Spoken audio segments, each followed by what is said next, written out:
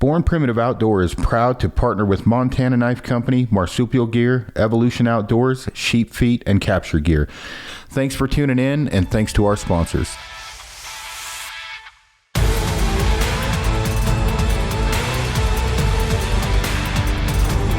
Hello, everyone. Welcome to the Born Primitive Outdoor podcast. I'm your host, Aron Snyder, and I want to mention the sheep hunt I was guiding here in Wyoming, helping out a local outfitter, and I wanted to do this one a little bit earlier. I made a post when I was on the mountain where I had service up high, showing where there was a couple misses, and I had posted basically something to the effect of like, know your weapon, boys and girls.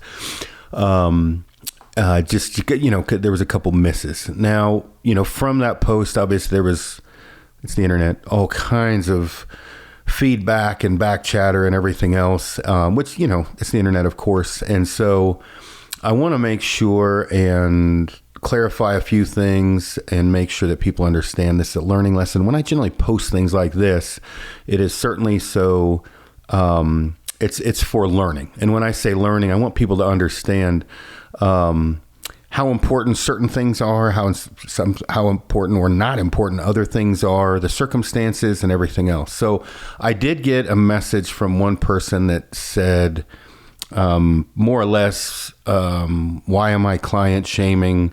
I thought you were the great traditional archer, something like that. Basically, I suck as a guide. And, you know, there's some validity to the fact, you know, we couldn't get closer. And obviously, when it's the internet, people assume or guess or whatever. But my point to the post was knowing your weapon is, as a client, and I want to make sure in any outfitter, any guide, anybody that's been on a hunt, I would really like feedback on this. But my views on this, the two things that a client can control more than anything is your physical fitness and your shooting ability to be ready to make the guide's life easier. Now, again, as we're talking about this, we can just say I suck as a guide and get him closer. I mean, and that's a valid perspective of this, of like, you know, I suck or another guide sucks or whatever and couldn't get you closer. But the fact remains, if you can shoot far, it helps. And when I say far, you know, within reason, to me, I think for a sheep hunt, high mountain hunt, 500 yards and in is definitely something you should be prepared to shoot, and definitely steep angles up and down.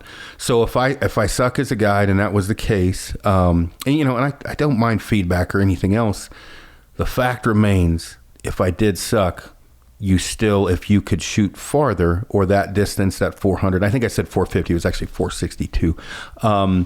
You know, the sheep would be dead. The next one's physical fitness. And so you have to understand when you're on a mountain hunt like this, that if you are not able to go seek out with the guide to find rams, to find sheep, and you will eventually be smoked down physically. If you are following, you know, the guide around to find the sheep, which, you know, sometimes, especially if you're looking for a big sheep or whatever else, or a specific sheep, if you're not physically fit or ready, you know, it's going to cause some problems, because the client, if he can't go with the guide every day, and in some circumstances, meaning if you know, in the case I'm running around looking to try to find sheep, and then when I find them, you know, try to get in on them on the next day, you know, to lessen the amount of miles that the client has to put on the ground. And sometimes that happens. Now, you know, in some cases, people would listen to that and say, you always have the client with you. And then you would, you know, you'll walk much, much less or potentially, if the client's not in shape, and may not find rams. And so the other option is obviously me putting on, you know, 10, 15 miles a day, trying to find rams, 5 to 10, whatever it was, in hopes to, you know, for the client to have a better success of getting one of those rams without killing him physically, or their feet, or in this case, physically and in the feet of the client. So, you know, there's a lot of different ways to look at this. And you know, some of the feedback, obviously, there was a ton of people that talked about 450 is a chip shot. I wouldn't say 450 is a chip shot, but I would say with today's technology, 450 is a lot more realistic than it was many years ago. And so a lot of times, and as I talk about this hunt, you are going to be forced. When I say this, if I am a shitty guide, I am not the only shitty guide out there. And you're going to be faced, maybe the guide's young, he's inexperienced, or there's numbers are down. You may have to take a farther shot. And I think, with me rambling on, the whole point to this, if it takes 25 years to draw a tag, in my opinion, you shouldn't show up with a Vortex Diamondback scope and a Browning A bolt and not have shot way out there. Now, if that's your gun and that's what you can afford and everything, I get all that. But still, if you could shoot farther, it does help. And if you are extremely fit, that is a big help as well. So I'll talk a little bit more about that as time goes on. And I did not mean at all to be client shaming if somebody took that.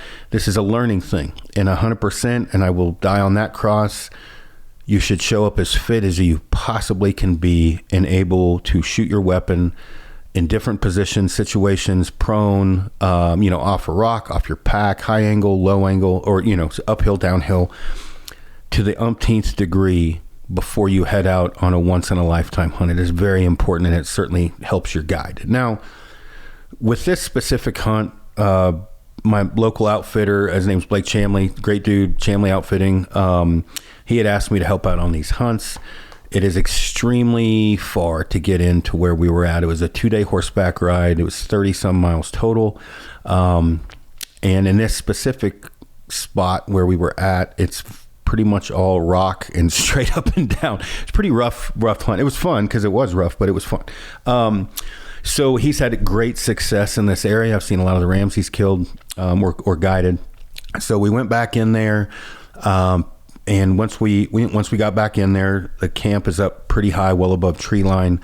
And then you kind of, he's got different glassing spots and areas he's had success. So day one, spotted some lambs and ewes, 1 3/4 curl ram, 3/4 7/8 curl. Figured it was probably 7 or 8 years old at the distance we were looking at. Had a pretty good pot belly, so I thought it might have been 8 with just kind of a tight curl, kind of shit ram, but it could have been 7 at that distance. I wasn't 100% sure. It was pretty significant distance away. So day 2, went to another area, didn't find sheep.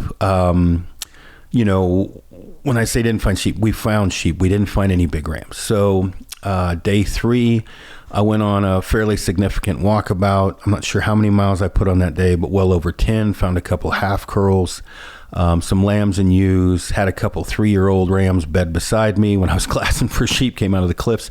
And in this area, it's very steep and it's very easy for the sheep to get in the timber.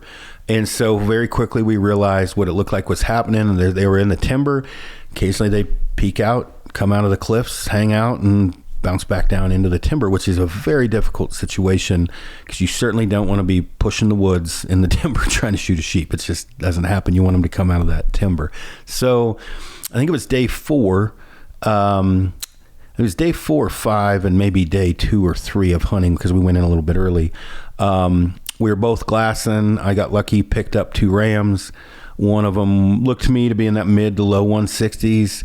Good eyes on him, and it looked like a great spot for an ambush type of a thing where they had come out to feed a little bit, then bounced back into the terrace cliffs, maybe into the timber. We didn't know where they went once they went down, but we saw the exit, and the face that they were on was extremely...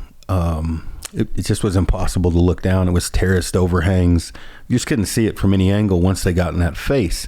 Where they were at, whether they stayed in the face of the cliffs, did they bed in there, did they end up dropping the timber? It was just impossible to see.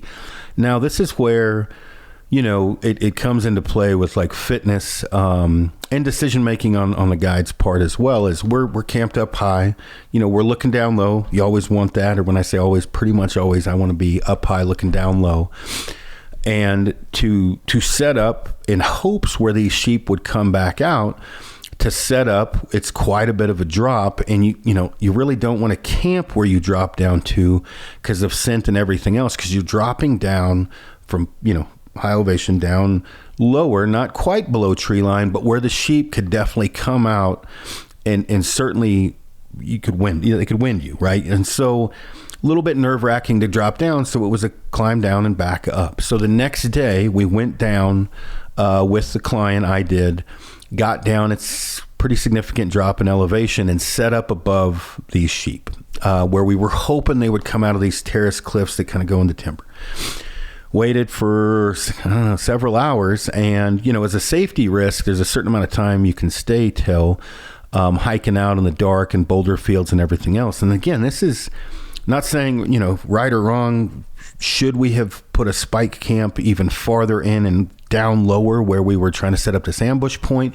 Was it too much of a risk for the sheep to potentially wind us and blow out of the country? And anytime anybody listening in, you know, I would think that knows sheep and has hunted sheep, once you blow them out into the timber, it can make for quite a long hunt of not seeing anything, and they may not come out for 5 to 7 days. So you're always so paranoid to be seen, to be smelled. You know, skyline. Like, you got to be very careful with this. It's very, very much, you know, sheep are sacred, and the old ones are really fucking smart, and it's hard to kill them. And in this case, this sheep was really smart. So drop down and coming back out. You know, we timeline to get back to camp.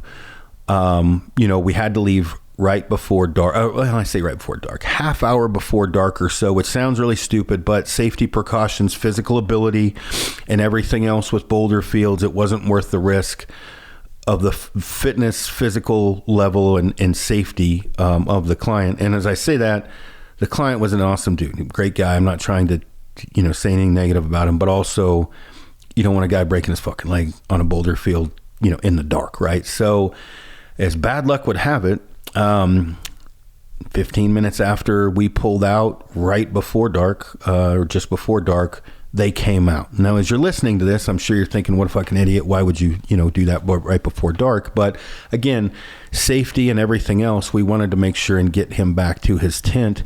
And generally those, you know, like the night before when we'd seen him, the sheep were out significantly earlier than that. So that sucked, but we knew they came back. One of them came back out. I shouldn't say they. Only one ram came out, and it actually, the only good feeling thing about this is it was the ram we did not want to shoot. So, but a ram did come out. So next day we tried to do the same thing. We glassed all morning and then dropped down in the afternoon, ready to stay as late as possible. Didn't drop camp down there. I'm skipping a lot of this hunt, but I'm getting highlights, right? So we go back down, they don't come out. And when we did that, you know, I'm trying to figure out, is there a place, no matter how far I really have to walk, I can walk, you know, I'm not afraid of heights or anything. And, you know, I don't mind going the distance. So if I could move out and around somewhere to get a look at the face of where these sheep are, to get a better idea of what exactly they're doing. And we're talking, you know, it's 1,800 foot drop to where we are, and it's another 1,000 feet to the valley floor. So crossing to go to the other side is not an option. Vertical cliffs, it ain't happening. And so I'm trying to paint the picture so you kind of understand this, because like it would have been, those sheep were in those cliffs for a reason. And I say cliffs, but terrace, slope, cliffs, whatever. They're very safe there. You know, they've lived there their whole lives. The one ram looked to be 9 or 10 years old, at least, that we were going after, and got very smart over the years, because when I finally did figure out a way to get eyes on him, where they were hanging out at was a very far shot from my location and impossible to come over the top of them because of that overhanging cliffs. It just, you couldn't climb down. They would blow out straight into the timber. So it's a very risky situation. So, you know, not wanting to drag the client through, you know, hellacious, you know, whatever terrain to watch a sheep run away and then you look like an idiot, it wasn't an option to drop off. So the client and I went down earlier the next day, and I found a way where if we went way far left, where the valley kind of cranked around, and I went way out on this horribly fucked up point, that I could glass back and looking at the face. So we got out there. Client wasn't, how did he put it? He said, I'm not afraid of heights, but I'm definitely afraid of falling. And so I got the point. He didn't want to be hanging out of there, which was no problem at all. So he hung back just, whatever, 20 yards, 10 yards. And I glassed and glassed and glassed. I'm like, man, I fucking know these sheep are in here. Just, I need more time, but I didn't want to take too much time glassing in case there was a spot I couldn't see where they were coming up and then come up to the area where our ambush point was. Hopefully I'm doing a good job explaining this. So I'm like, you know what? I'm going to go back down there the next day, find these sheep. But right now, let's go get in the overhang. So we go, or the overhang, the ambush point. So we get over there in that ambush point. We're looking at 150 to 240 yards in any direction where the sheep would be coming up. So it was a fucking good spot if they came. Waited, they never came up. So now I'm getting nervous. And again, I'm skipping some days and other things that we did, but you know, the highlight points. So the next day, and we're sleeping on if you saw the photos, like a fairly shitty boulder field anyway. So the next morning we wake up and I'm like, all right, guys, I'm going to go down now. I'm going to haul ass down there while it's early. I'm going to get way out on that point and I'm going to glass till my eyeballs, find out they've got to be in there. So I get down there, I get way out on the point, and, we were seriously contemplating dropping a bivy camp down, to where I'm talking about glassing from. Now, as you do that, I think any guide listening in or outfitter, right? Like, so these are the sheep we found, but these are not the only sheep that are in there. Like, I haven't been in there, personally, this is my first time in there. But the outfitter's been in there a ton, and he's had very good luck up high as well. So there's a risk if I drop camp down and they find one up top, it's going to take a lot longer for me to get the client up high and to make that 1,800, 2,000 foot climb, or it was ungodly to get to where they see him up high, than it is to get a client to go downhill that's out of shape, because going downhill is much easier. So again, weighing all this out, and I'm trying to be as candid about this as possible, or upfront, as far as decisions made and everything else. So I go down and I find the sheep, and it's what I thought was 7, but he was actually 8 years old. Once I got, I was within 500 yards of them, and these little bastards were smart. The way they bedded, just like mule deer, one looking down, one looking up, in an area that there was not. I was as close as you could possibly get from where I was, and it was 489, I think. And not a place you could get in the prone, because it was those big jagged, shale fuck you boulders, and it was uncomfortable to sit and everything else. So like getting a prone shot wasn't going to happen from there, but I had good eyes on them. And so, I message and I'm like, hey, get him down here. I think we got a shot. I said, there's one point we may be able to get directly above him, but it's going to be like a 45 degree angle down, but I'm not sure. So client gets down there. And this is also the last day of the hunt. Again, I skipped a bunch of stuff that I'll rewind here in a few minutes. And not even possible, right? Where I thought we might get an angle, right? And so now we get pretty close to where the ambush point is, hoping like, okay, if they come out, we're good. We're going to be 150, 180 to 230, 250, whatever, like right there. But when I was watching them, they were steadily feeding down. They would bed, fuck around for a little bit, stand up, feed, go down. And I'm like, man, they're going into the timber. And so when I left to go meet with the guide, or the outfitter, and the client, I ran up. I say ran. I don't run. I went up as fast as I possibly could to meet him. And I'm like, this is the last place I saw him. I don't think they got left or right of me. I would have been able to see them, unless they did that in the time I got from me to you. I think they're right on that last terraced cliff. And if they're there, we can get down to try to get a shot if we're quiet, but it's bouldery and it's a very big gamble. And anytime you're like jump shooting, obviously you make sure the client's scope's dialed back, and you may want to have one upstairs with the bolt up, so it's a little quicker getting a shot. But when you're trying to climb down on rickety boulders, the chances of a sheep hearing that and hearing it more than a couple times and them not bouncing is not great. So it was a big gamble to try to drop. So we're like, okay, we're going to wait. Hopefully they feed up, and let's get, a good shooting position ready for the client, meaning in the prone. We got our jackets out and everything else to where, obviously we got a good rest for them.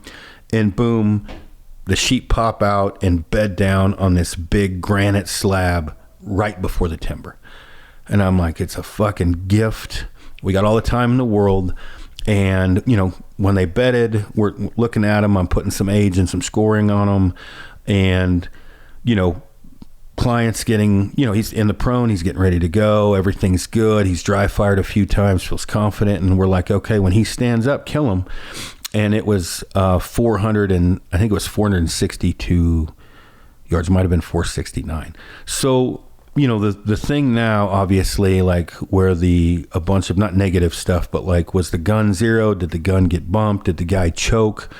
All of those things, were talked about. I think it ended up with like my post I made with 220, 30 comments and I don't know, like 1,500 shares. So, it was obviously went a little viral.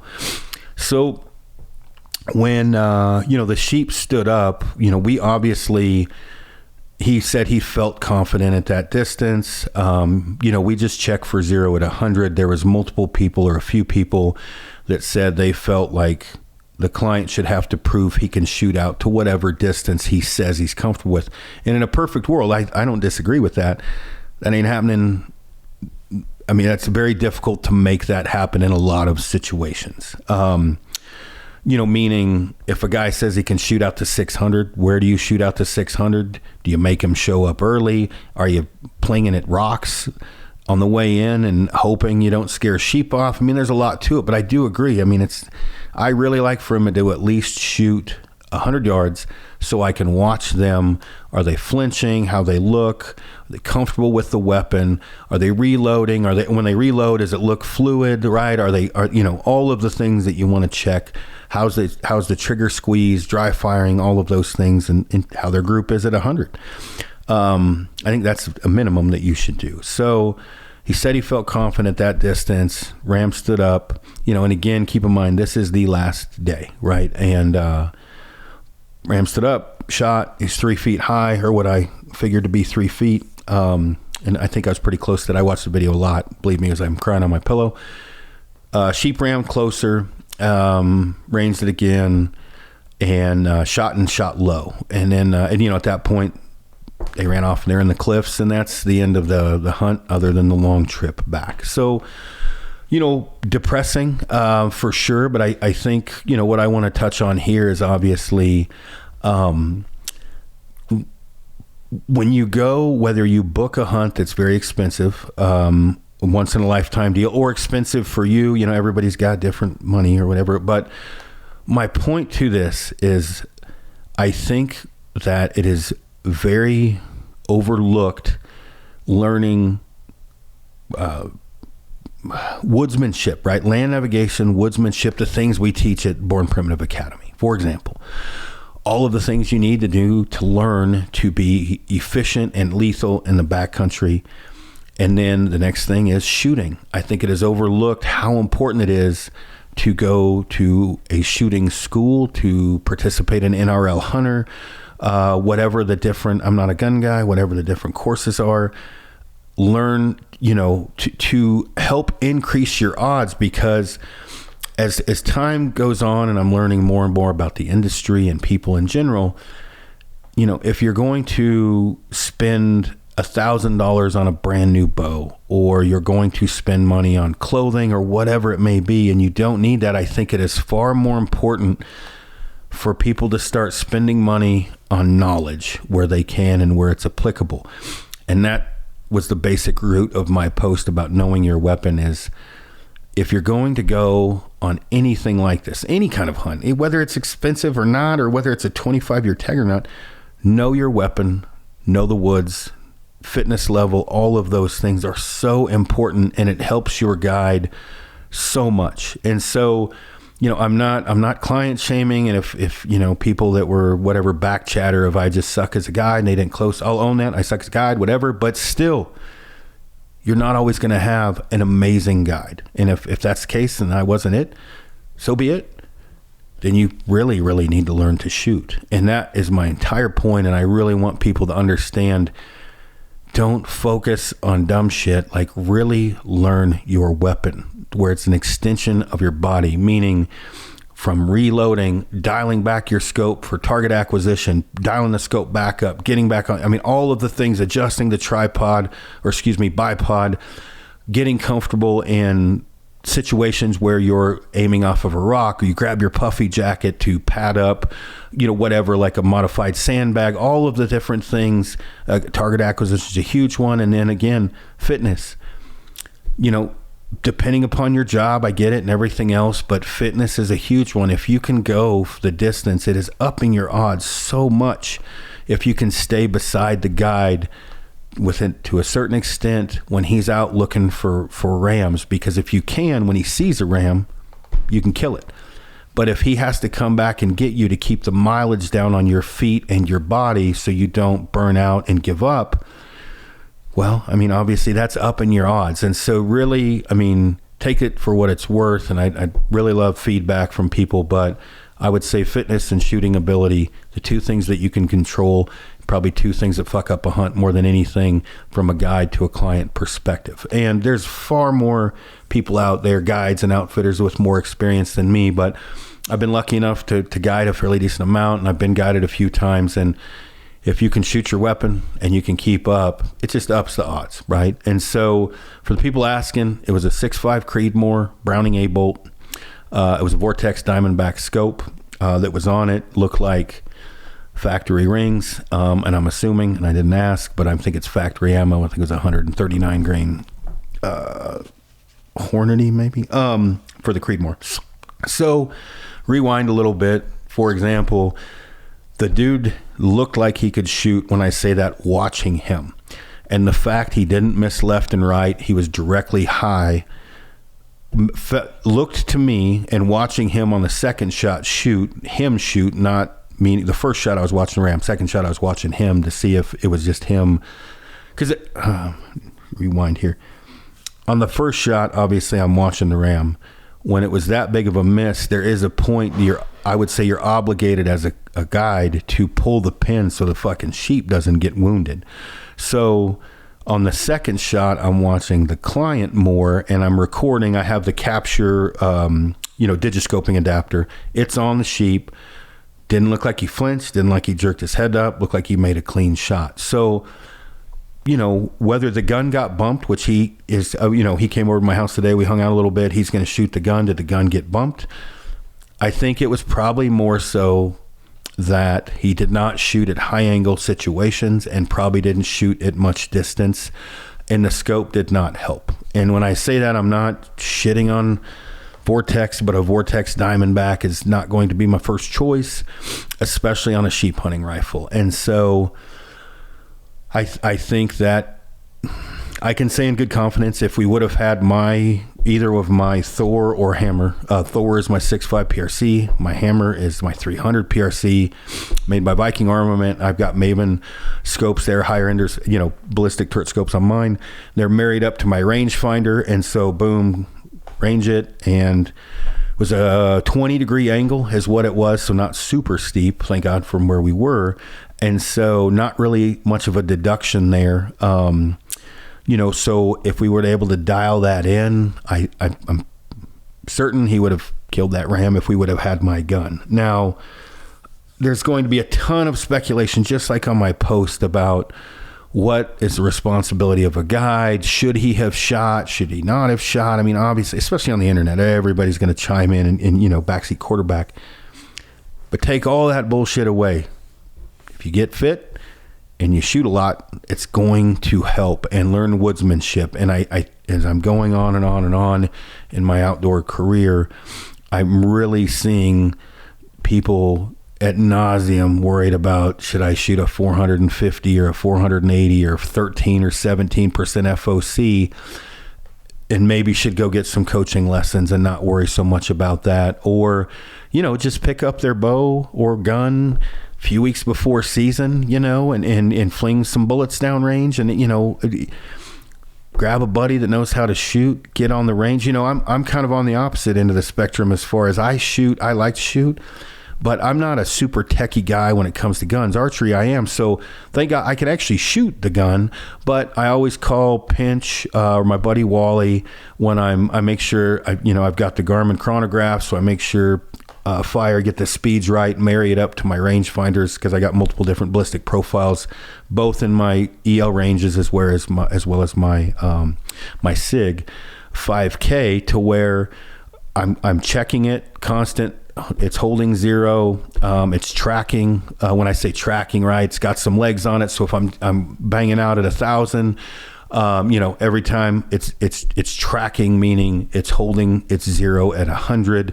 Because the springs can wear out. And again, I'm not a tech guy with this, but I know enough to get by. But again, I'm shooting a lot. And if I was going to go on a hunt and with a gun and shoot, potential of having to shoot 350 to 600 yards, I'd be shooting a whole lot. And that's my point to this. So if you're listening in, stay fit and shoot your gun. Now, there's going to be, from this podcast, people saying he never should have taken that shot, or that scope sucks, or whatever else. I don't really want to get into that. My biggest point to this is if you can help your guide out be really fit to go the distance, and if you can help your guide out and shoot well, that's a big one, archery and rifle. Now, things that I would have changed or done different on the hunt, where I would say that looking back, I fucked up. I think I should have dropped him down so he didn't have to make that climb every day, or at least halfway down, where there was less of a worry about blowing sheep out if they came out of the cliffs, and done that earlier. I should have dropped him down earlier, knowing, looking back, but I was so paranoid if I had to rush him up the hill to get a shot. Again, this is... I can say, Blake takes this shit personally when his clients don't get sheep or elk or whatever, and I'm the same way. Like, you feel horrible about it. So the last thing you want to do, second guessing, right? I'm going to drop him down, and what if I have to run him up the hill? What if a sheep's crossing the flats and I got to get him up that fucking hill? Can I get him up fast enough? And his feet were banged up. I had him covered in Leuco tape. He had like 1,000-gram thinsulate boots for some reason. It wasn't a great scenario, right? So, but looking back, fuck, I should have dropped him down to lessen the distance to climb out of that hole. The next thing I should have done is I should have put the effort in to walking way out and around, where I talked about that point earlier, and focused on the face of those cliffs earlier than I did. But looking at it, it didn't even look like it was physically possible to get far enough out on that kind of jagged point to glass back. It just didn't look like you could climb out there, but you could. I should have done that a couple days earlier, once we knew those sheep were coming out of those cliffs, but being very cautious about it. They were very much on edge, the sheep. I wish I would have done that. As far as clothing, gear, and everything else, we had a Cabela's Alaska guide, whatever the tents are. We had one of those at base camp. Mishka came with me. She stayed with the horses when I spiked in. When I went in farther and spiked in farther and started looking for sheep, I had two. Blake was using one of mine MSR Axis, and I had a MSR Hubba. Had to do it again. The Axis was fine. Hubba got ripped up. Fucking wind was horrible up there. It's in the Wind Rivers. Should have brought a Hilleberg, probably a solo is what I would have brought up there. Looking back, that Hubba was just pushing it for a 3-season 10. It was stupid of me to do that. But the Axis was fine. Should have brought a Hubba. Should have brought a Hilleberg solo. Next thing, clothing wise, my clothing was dialed as far as what I wore. Boots, all the gear, everything else was fine. But I wore Frontier light pants. That was probably a mistake. Probably should have worn some thermals under it, or the Frontier heavies, because it was definitely freezing and snowing a lot when we were up there. It snowed a couple times, so a little bit of a mistake there. As far as like in general, amazing place, but it was really far in there, and it's just when you're on a hunt like that, and it does, second guessing yourself at times is hard not to do. when you're wanting this client to get his animal, but you're not wanting to kill him. You want him to last to the end of the hunt without just laying in camp in misery from his feet bleeding or his legs giving out or whatever else. So that's hard. I mean, and I think if you talk to any other outfitter guy, they're going to have, especially ones that done their whole life, tons of stories about that. So, but I mean, I wore the crispy Alpine Pro boots. That was the first real deal hunt with those. Talking, obviously horrible shale and boulders and shit. They did great, so that was nice to see. Tested out some of the new stuff from BP, which was great.